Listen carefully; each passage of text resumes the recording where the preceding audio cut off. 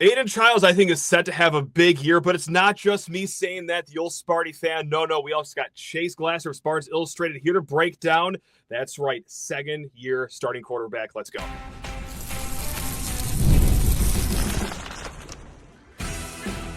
You are Locked On Spartans, your daily podcast on the Michigan State Spartans, part of the Locked On Podcast Network, your team every day. Today's episode of Locked On Spartans is brought to you by FanDuel. Right now, new customers can get $200 in bonus bets when your first $5 bet wins. Spartan friends, Spartan family, Locked On Spartans listeners, thank you all so much for making Locked On Spartans your first listen every single day. And shout out to all you everydayers, especially in the middle of the spring, guys. That's right. There is no off season right here at the Locked On Podcast Network. Please rate, review, subscribe, comment below the kind of season you think Aidan Chiles is going to have, one of the more polarizing players that we've talked about here. But I got to say, when me and Chase Glasser of Spartans Illustrated, we get on here, we talk about Aidan Chiles, we're kind of in lockstep, which makes me feel good because Chase is a smart guy. And I like to align my thoughts with smart people. And Chase, I don't know about that. Oh, come on. No, don't do this. Come on now. You're a bright little light bulb over there. Come on now. Now, this is where we're going to continue this conversation because if you've listened to any episodes during the fall, more times than not when me and Chase talked, which was quite often on a weekly basis, yeah, Aidan Chiles was brought up, and we said that it hasn't been a perfect year. Progression isn't linear, but we do like where things are trending. I like where things are trending going into this upcoming season. His second year as a starter. Gone are the days where we're going to say, oh, he's a newbie, he's young, this is his first year starting. No, that's out the window. But while that excuse is out the window, he's got a lot of good things going for him. He's got new weapons with Omari Kelly, Christian McCray. He returns Nick Marsh. He's getting some help from the offensive line, namely at that right tackle position where he saw plenty of pressure. The redshirt freshman Stanton Ramel gets a year better at left tackle. You also have quarterback coach Jon Boyer coming in, which Aidan Chiles said is the best thing that's ever happened to him, and also just self-growth from last year. So amongst all of that I just spewed out, Chase, whether it's the weapons around him, the offensive line help, just what you saw to end his season last year, what's got you the most optimistic about Aidan Chiles while we're just still a few months away from kickoff here? Oh, yeah. So, I mean, it's interesting. I think, like I said, so this all kind of came from a 2,400 some odd word piece that put up on Spartans Illustrated. Great piece. It's no secret. Aidan Chiles, this team will go as he goes. And it's interesting because you go back to the beginning of last season and we're talking a lot about the turnovers and how he's incredibly turnover prone. And is this a feature? Is it a bug? Is it going to get better? What does it mean? And then towards the end of the year, he really does clean up the turnovers and he starts playing, I think, qualitatively and quantitatively better. And yet the offense looks much worse. And instead of being the team that goes out and plays with Ohio State for a half and beats a Maryland team with like 6 draft picks and beats Iowa, a solid Iowa team, you're getting beaten around by Rutgers and don't look overly competitive in the second half with Illinois. And you have things like that happen. So it's just kind of like, what's going on, right? So I think first wanted to really look at Chiles and then look at the broader offensive architecture and try to figure out what does it mean. And I think for me, as far as your question about just where you get optimism from, it's looking at all of that, going back and rewatching all the games and looking at how he played in the first half of the season, the second half of the season with that Iowa game, in my opinion, the best game they played being the dividing point. Certainly. What did we see? And I think that he got better. And in pretty much every way. So he's going through progressions in a way that he didn't earlier in the season. If you look at when he turned the ball over, something I noted was something like 7 out of his 16 turnovers came against what I would consider the best defenses on the schedule. So I think I said Iowa, Oregon, Ohio State, and Michigan. Sure. But I say in the piece, well, why is that a good thing? It means he had a bunch of turnovers against bad teams. But really, they're all localized in the opening part of the season. So he had, I want to say, I have it written down here. I want to make sure I get this right. So he had a fumble against Maryland and Florida Atlantic, although the one against FAU was recovered by Michigan State. He had 3 picks against Boston College and then 2 picks against Maryland and FAU. So that's a substantial chunk of his turnovers right there. But He only had like 4 turnovers in the second half of the season. So he cleaned up his game substantially.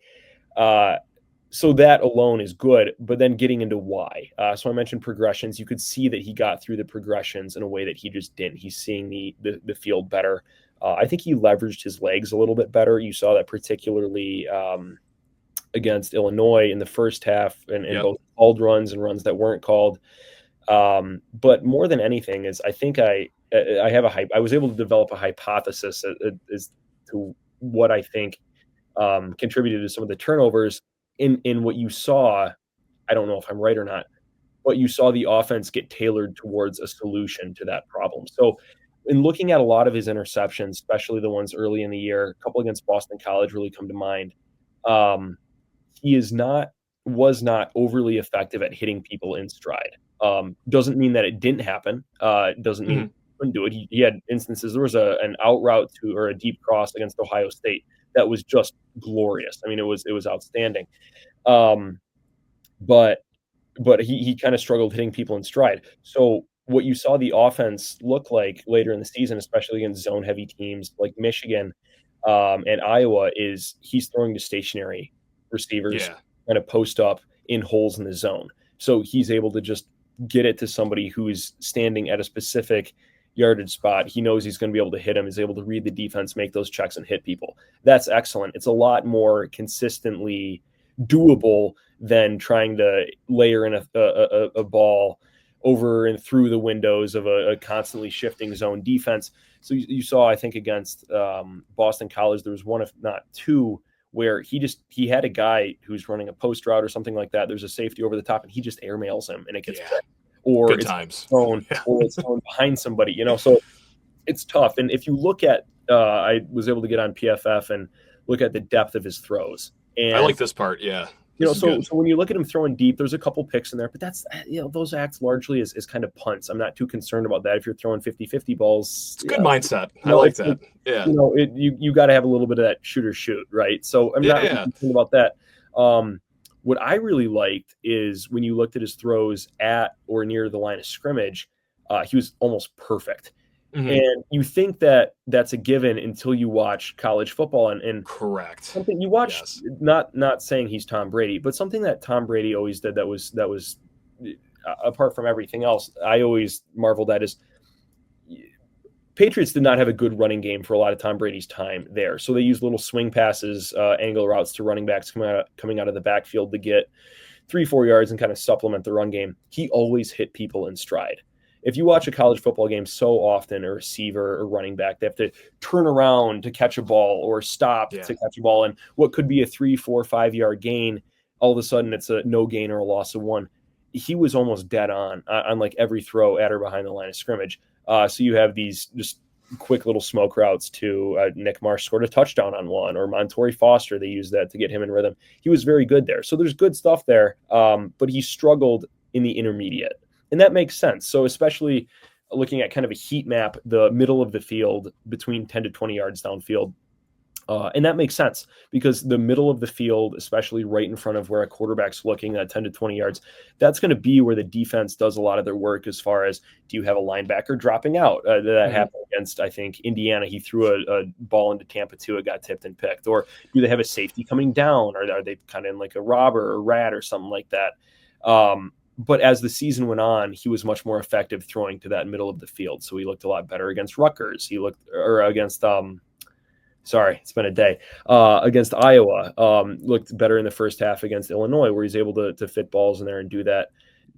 The NBA playoffs are in full swing, and every night delivers highlight-worthy performances, major momentum shifts, and can't-miss moments. Whether it's a game-winning shot or a breakout player, there's never been a better time to get in on the action than with FanDuel, America's #1 sportsbook. And guys, FanDuel makes it easy to stay in the game before tip-off, during the game. Whenever you guys need it, FanDuel is there waiting for you. With player props, performance trends, same-game parlays, fans have more ways than ever to play smart and win big. Guys, you already know it. My favorite bets to make so far this NBA playoffs isn't just first basket score, it's method of first basket score. Sure, you might think that Chet Holmgren, he's going to score the first basket in the Thunder's X game, But what if you want to get aggressive? Like, say, a free throw from him is going to be the first one. Well, juice up those odds. Go ahead, get it done with FanDuel. And guys, if you are a new customer, well, it gets even sweeter because if you're new to FanDuel, it's a perfect time to sign up.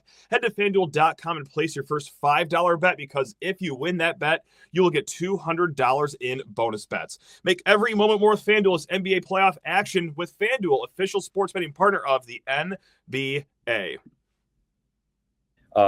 And then that kind of brought me to Purdue. And it's, you look at the second half against Purdue. I was there to see that one in person. That was a treat. Because it's just kind of like, well, what happened? And, right.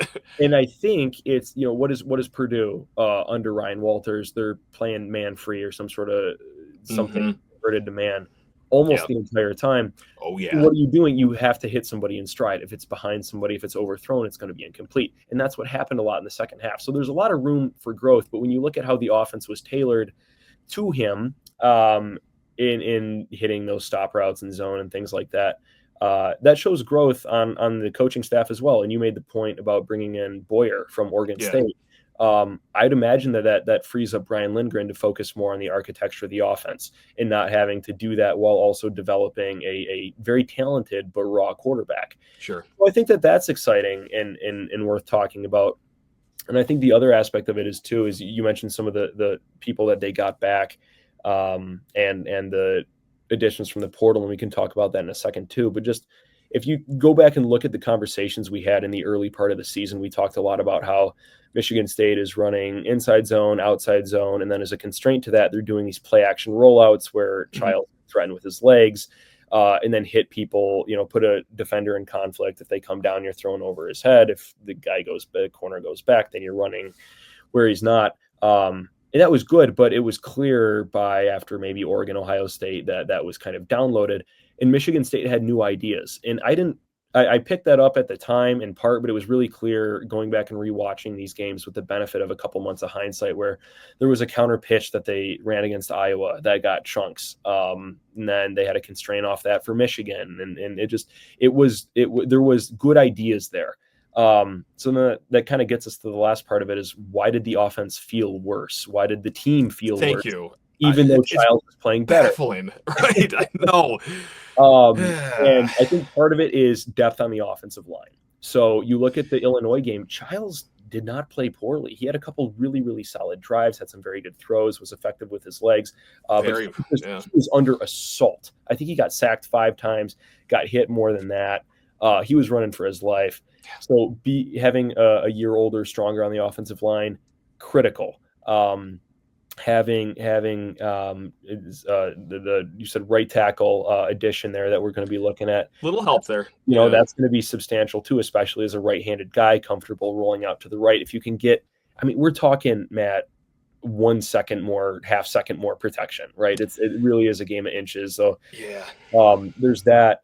But then I do have some questions about the defense, and I know that depth was very much an issue there too. So if you can get some reinforcements there, if you can get better, honestly, just luck being healthy there. I don't know, I am not a strength and conditioning guy. I don't know if there's things that could be done better there to proof people from injuries. I don't know. It's the $1 million question here at East Lansing. Everyone wants to know, is it the field? Is it strength? It's like, I don't know. It's 10 years at this point. It just, we're on a Native American burial ground. Right. Right. Chalk it up to it's just voodoo under the field is going on. I know. Because if you can stay a little bit more healthy on defense, I think that could be substantially helpful. Great. Because, you saw things like against Rutgers where they're just coverages are busting and you have people who don't know where they're supposed to be and people are playing out of position. They had guys like me out there. It was ridiculous. Right. Yeah. Right. That wasn't the only problem they had, but it was certainly a problem. Yeah. And then I do think maybe people with another year of learning the defense, but I did, especially rewatching the Michigan game, some questions for Joe Rossi and that I mentioned this in the piece. Michigan ran the same play with Alex Orji, I think 4 times. They got a chunk on every play, and it was like a different mistake every time. And there was one play, there was an outside linebacker who made, I think he read the play wrong, virtually the same play, like 3 different times, and it's just kind of like that can't happen. You can't if you're. It's just And you don't know, I think if you were to talk to Rossi, he'd be able to, because we're guessing, right? When I watch it, I'm guessing at what people's responsibilities are, and I'm probably wrong. But you can tell where the play goes, and somebody's supposed to be in that gap, and they're not, and they're in a different place 3 different times. Things like that can't happen. If somebody just straight up beats you, that's fine. That's going to happen. It's part of the game. But just the kind of mental errors, that can't happen. But I do think part of that comes with fatigue. So if you can have more depth, you're able to rotate guys through.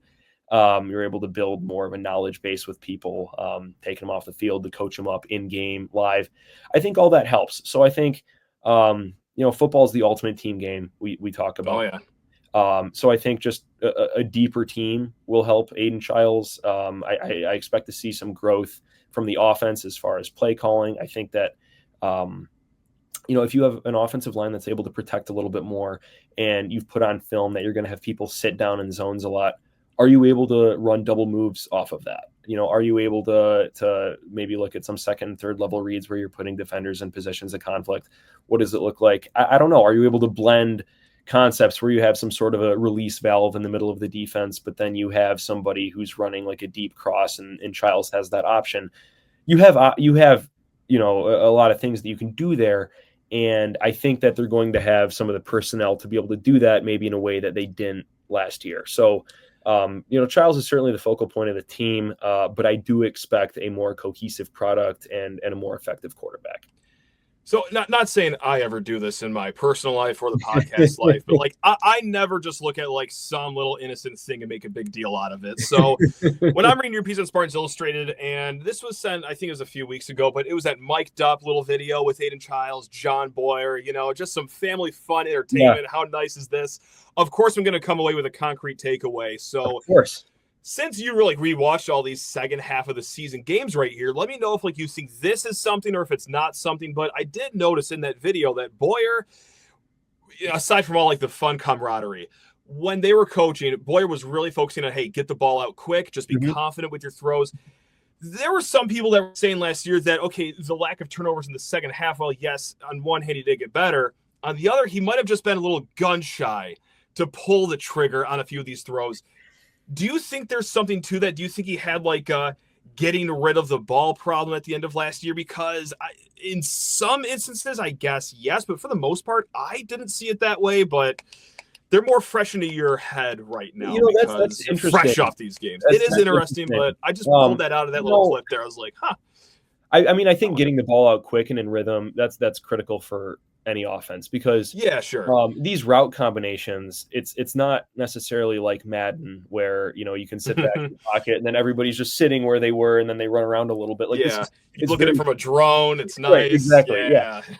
It's very fluid, and that's where sometimes you'll see a screen grab of, oh my gosh, this guy in the backside's wide open. Well, if the second person in your progression is marginally open, the ball's probably going to go there. You're not going to wait till you get to the fifth guy in your progression who's wide open coming out of the backfield 6 seconds into the play. So I do think just building that confidence of getting the ball out in rhythm, that's going to be, I think, a coaching point for probably any quarterback. But I wasn't overly worried with Chiles. He took a lot of shots last year, but I didn't feel like you see some quarterbacks, they get beat up, and then really the same. I mean, there's a lot of examples of that in college football and in the pros as well. But I didn't really see that, and I think back to the Indiana game where obviously that turned out pretty ugly. I think water found its level in the second half, but the first quarter of that game, I mean, Chiles is damn the torpedoes, and he's throwing up 50-50 balls to Nick Marsh, who's making great catches, and they're playing with a lot of swagger. And I didn't feel like he was playing gun shy or anything like that. So I'm not overly concerned about that. He strikes me as somebody that has a lot of confidence. I mean, he came into a Michigan State is a major program playing in one of the premier conferences in college football. He came in as a very young player and took that mantle on from week one and from the first start of kind of spring practice when he came. So I'm not overly concerned about that. But I do think you could see in that video just the rapport that he has with Boyer. Yeah, definitely. All of that. So I'm not overly concerned by anything like that, but I am heartened by he has somebody who he's worked with in the past that knows him, and maybe knows his development a little bit more, where, hey, this is something he struggled with when he was coming to our camps out of high school and we wanted to work with him on that. Just, things like that you just have that institutional knowledge. Never a bad thing. Yeah, it's like I'm looking way too much into this quote and I'm just falling for coach speak, even though it's the quarterback speaking here. But when he's got that quote where he says, and I quote, like, this is the best thing that's ever happened in my life as it pertains to Jon Boyer coming here as the quarterback's coach, it's like, that is strong words. It's not like a quarterback would ever come out and say, oh, I wish he didn't come across 3 times and was to coach me. Like, of course he's going to say nice things about him, but my God, what a ringing endorsement for Jon Boyer. And I think that there is some genuine comfort that does come with that. So I don't know. Chase, I got a lawn email the other day. Would you like to play along with this email that was titled An Interesting Hypothetical from our friend Steve? Would you like to play along here? I would love to. Because I can't tell if I love this email or I absolutely hate this email. We will get an answer by the end of it, I'm sure. So again, this is a longer email, but I think this is going to really intrigue everyone here.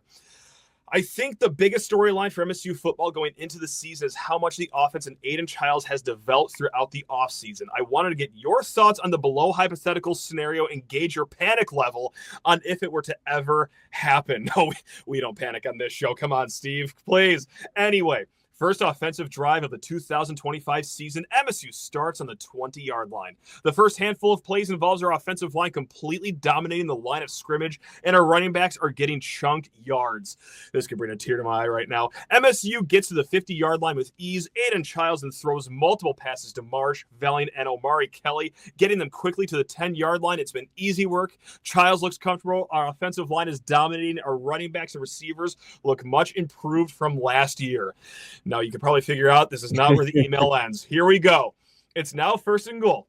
Chiles steps back, looks off his first receiver, and sees an open field in front of him. He sprints towards the end zone.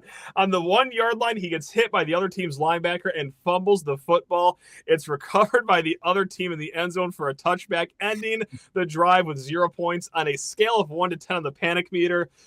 Where would this scenario put you?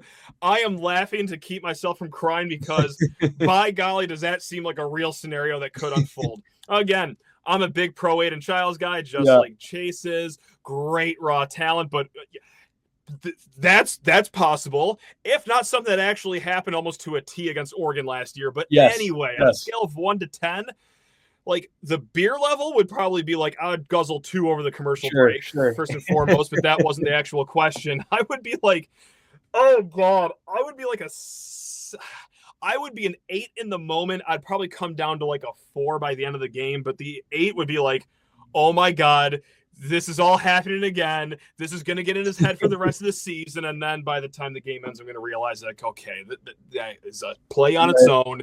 We can move from that, but I'm in the moment an 8, realistically probably like a 4, unless he goes the rest of the game with like 2 additional turnovers, and it's like, oh my God, we're doing this again. Right. So. Yeah, I mean, I think the context is going to be the I just realized I put Chase F as my name instead of Chase. I was going to ask about that. I know it's been a long day for you, but that's okay. We will prevail. That's okay. I did not change my name, but that's funny. Chase football. There we go. Yes. Nice. Look at him go. Rebrand for Chase over here. Yeah, right.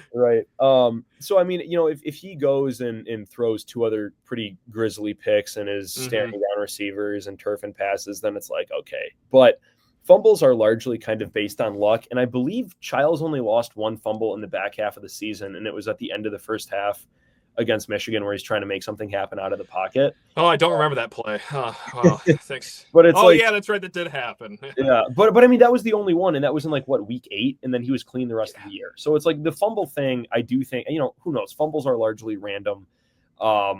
And he just statistically, he cleaned up the fumble thing later in the season. And I would imagine a lot of that is probably just playing more high level football and just gaining more of that personal experience of, okay, this is what you have to do with the football. The experience too. Cause I remember the Ohio State one, quarterback sneak. Yeah, he held the ball at 7.5 feet, just saying, hey, Buckeyes, it's right here. Come and get it. So you live and you learn. So I mean, the fumble aspect of it, I wouldn't be overly concerned with, especially if the rest of the game is clean. Yeah. And what I would posit in that scenario is that if you recall against FAU, I believe his first pass was intercepted. Yeah. And in this hypothetical, he's throwing multiple completed passes to a variety of wide receivers. So you're starting at a higher, way better. You were way better. Like, there's that that you have to lean on. But I think you'd have to kind of look at the rest of the game. But I would 100% agree with you that in the moment there would be some keyboards melting, I would imagine. But that would, oh my God. Because not only am I throwing down 2 Miller Lights at rapid speed over commercial break, the lockedonspartans@gmail.com inbox would probably get 80 emails before they cut back to the field out of that commercial break. That would be great for the show, but like horrible for everything else. So I just would love to not see that happen. Yes. Now let me just sprinkle in, a little remix to the end of this. Let's say that they do get down to the 10-yard line. He looks off his first read, scrambles to the end zone, and chased by golly gee Willikers. It's a touchdown, and who cares if it's against Western Michigan? Hey, that's a strong team. They were just in the Cotton Bowl, like, what was it, last year? Certainly it wasn't a few years. Yeah, like, that's a really strong Bronco team. Scale of 1 to 10, 10 being just euphoric. We are going to the college football playoff, and he will be in New York. I think if everything that Steve just laid out happened with a touchdown at the end, I don't care if it's just Western, I'll be at a 9. Well, I think at that point it's just a question of whether or not you're hosting the first round game or not. It's like, okay, we won't get the first round bye, but are we hosting? Yeah. Are we going to like Baton Rouge or something? Well, right. To be seen. Right. Do we want to lose the Big Ten championship game so we're hosting a playoff game instead Correct. of getting a bye somewhere in Scottsdale? Right. Like, it'd be cool to have one in East Lansing. Exactly. Great for the businesses. They're already taking a game away for the Ford Field game. This is a way to repay. Right.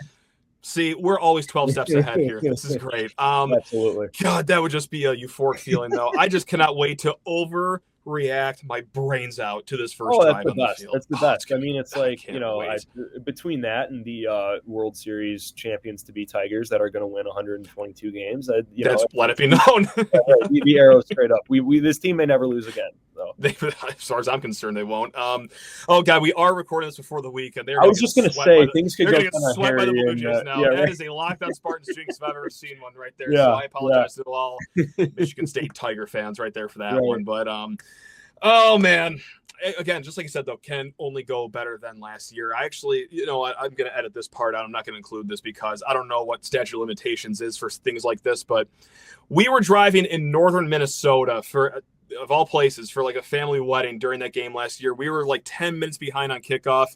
So I had the phone.